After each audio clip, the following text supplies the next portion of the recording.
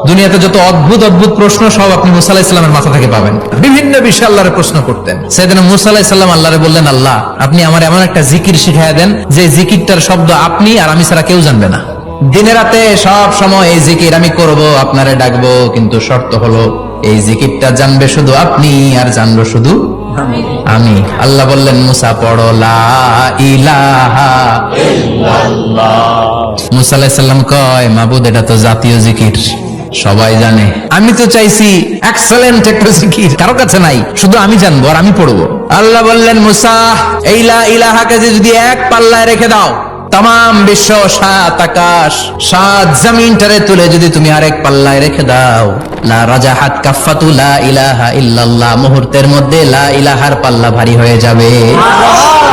ও মুসা, তুমি যতই এক্সক্লুসিভ জিকির চাও, লা ইলাহার চেয়ে দামি জিকির আমার কাছে নাই।